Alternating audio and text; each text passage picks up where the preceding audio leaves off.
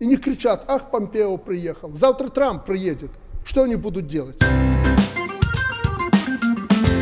Мы хотим просто честных, чистых, прозрачных отношений. Не хотите? Пусть скажут нам об этом.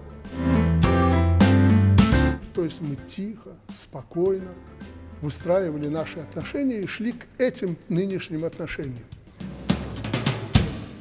Специалисты это понимают, а идет пропаганда, вот начинают уже россиян настраивать против батьки Лукашенко и против Беларуси. Зачем это им надо? Они там в позу стали и нас на колени пытаются поставить. Мы налаживаем отношения с величайшей империей, ведущей страной мира. Давайте будем сотрудничать. Нет, не хочется. Хочется, вот, понимаете, по-византийски вот так вот это по голове ударить и наклонить. Зачем это нужно? Разберитесь сами. Мы проводили здесь серьезнейшие операции. Они к нам обращались, давали нам информацию. Они оценили нашу дружественную политику. Там эта пропаганда идет на всех каналах, гвалтом кричат. Но появились здравые голоса. Нельзя с белорусами так разговаривать.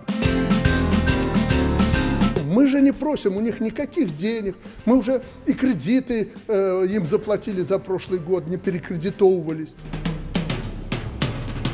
Он мне сказал: не волнуйся, мы Беларуси поможем. Кто сейчас взволновался там? Кому мы перешли дорогу?